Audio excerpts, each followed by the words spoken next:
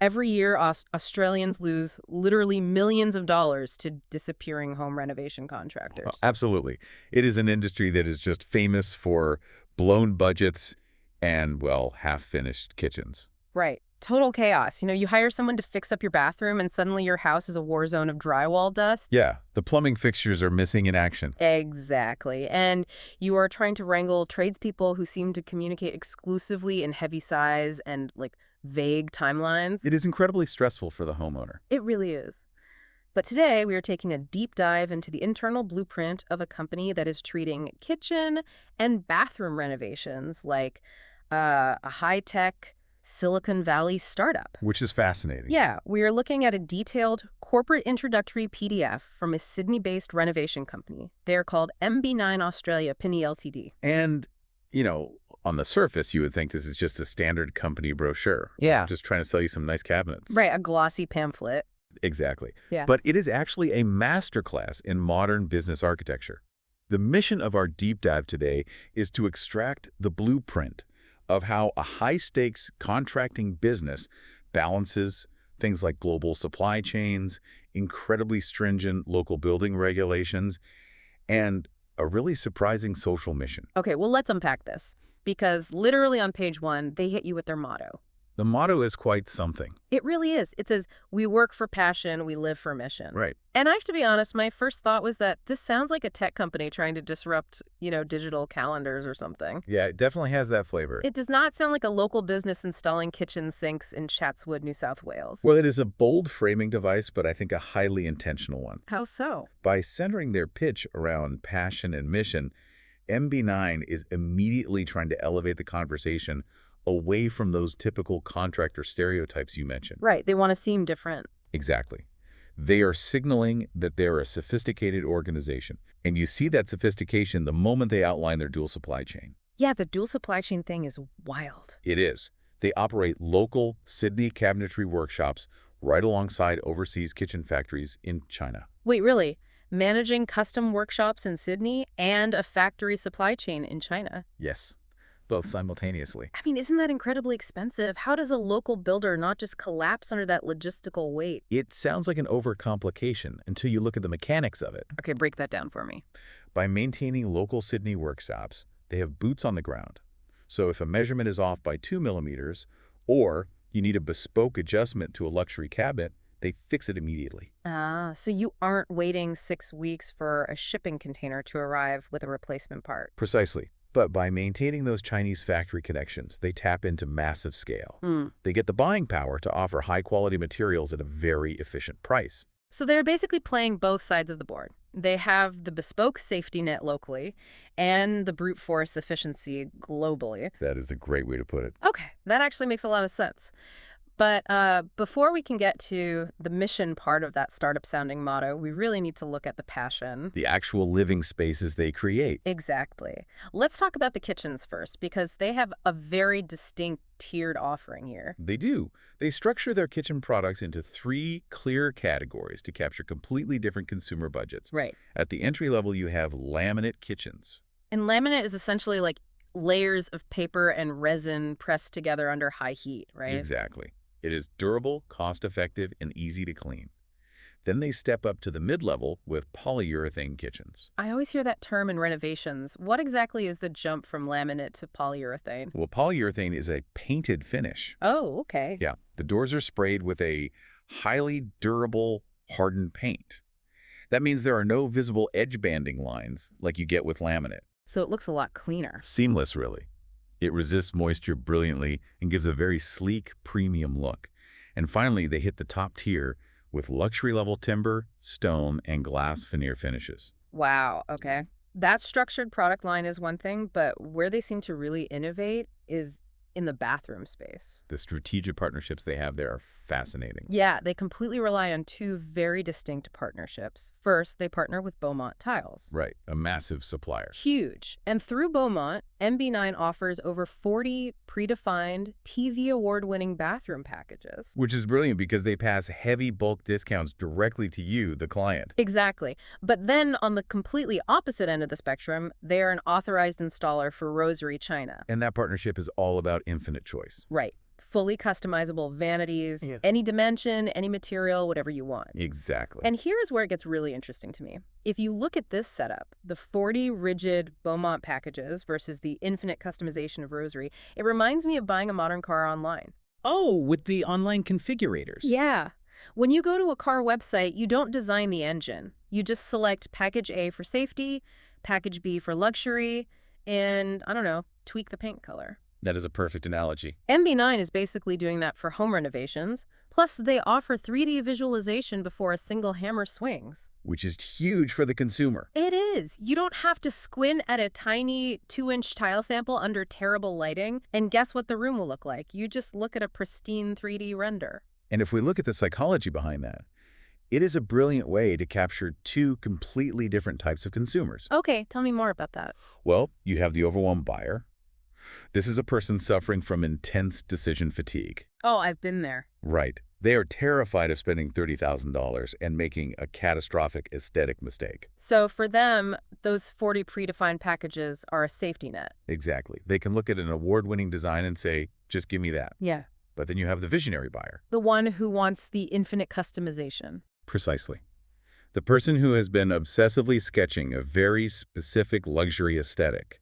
The Rosary vanities appeal to their desire for bespoke luxury. They capture both ends of the market. And Right. let me give you a data point on just how well that visual psychology is working.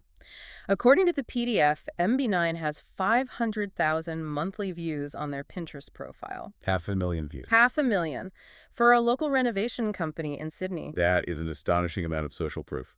People all over are using their past projects like literal mood boards.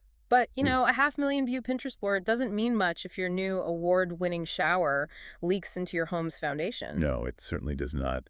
Beautiful renders are useless if the wiring sparks. Right. The dream versus the gritty reality, which actually brings us to the mechanics of building compliance. A crucial part of this deep dive. Yeah, because reading through this document, MB9 dedicates a huge portion of their pitch not to glossy photos, but to licenses and red tape. They are very upfront about it. They literally name their team. John Zhang is the principal contractor. They name Ismail Latif, the plumber, Ali Danawi, the electrician, Sam Ansari, the tiler, Manajeb, the waterproofer, even Ben Chen, the lead designer. It is a radical level of transparency for an industry that usually hides behind corporate logos. But let me push back a little here. Ask the question from the consumer's perspective. Sure, good. I look at this absolute mountain of paperwork they highlight, the specific warranties, the AS codes, the certificates, and my first thought is, doesn't all this compliance just slow the project down? People do worry about that. Right. Like, do I actually need to care about my plumber's exact government license number? Or is this just bureaucratic red tape driving up my bill? You absolutely need to care, and here's why. If we connect this to the bigger picture, construction is an industry fraught with horror stories. Oh, completely. If a plumber uses the wrong pipe fitting, or a waterproofer cuts corners, the damage might not show up for 3 years. And by then, the contractor is long gone. Exactly. They've changed their phone number and vanished. What MB9 is outlining here is a comprehensive architecture of trust. Okay, break down the warranties for us. Well, they detail the Home Building Act of 1989. This legally guarantees the homeowner a 6-year warranty for major structural defects. 6 years is a long time. It is. And a 2-year warranty for non-major cosmetic faults. But wait, a warranty is only as good as the company backing it, right? That is the million-dollar question. If the company goes bankrupt, a 6-year warranty is just a worthless piece of paper. Which is exactly why the linchpin of this entire operation is the HBCF. The Home Building Compensation Fund cover. Yes. MB9 points out this is required for any job over $20,000 before a deposit is even taken. But isn't that just standard insurance? It is much more than that. It protects homeowners if a contractor dies, disappears, or goes insolvent. But getting that insurance is the hard part. Oh, really? Yes. The government requires rigorous financial health checks to issue it. So having that HBCF certificate proves the builder is financially solvent and legally scrutinized. Ah, I see. It is like a financial audit acting as a shield for the homeowner. Exactly. And then there are the actual building standards they list. Right, the AS and NZS codes. The joint Australian and New Zealand standards. For plumbing, they must hit ASNZS 3500. For electrical, it is ASNZS 3000. Which stops your house from catching on fire. Yes, it dictates exactly how wiring must be earthed. The one that really caught my eye was the waterproofing standard. They note that any waterproofing job over $5,000 needs a licensed specialist and must hit AS 3740.2021 And that is arguably the most critical standard in a bathroom renovation. because of the moisture. Yes. If you don't hit AS 3740, moisture will slowly seep through the grout, rot the timber, and attract termites. Plus, MB9 notes that without that compliance certificate, your home insurance could be completely voided. Wow. So by leading their pitch with HBCF insurance and specific compliance certificates, they are basically selling risk mitigation. Just as much as they're selling kitchen cabinets. That is fascinating, which actually brings me back to the very first thing we discussed. A motto. Exactly. We covered the passion with the 3D designs and the supply chain. We saw the compliance. Yeah. But what about the mission? Right. They said, we live for mission. What does that actually mean? Well, starting in 2026, MB9 committed to donating 9% of its operating profits to the Smith family. And for you listening, the Smith family is an Australian children's education charity. They help disadvantaged kids break the cycle of poverty. And 9% of operating profits is a massive structural commitment. Wait, 9%?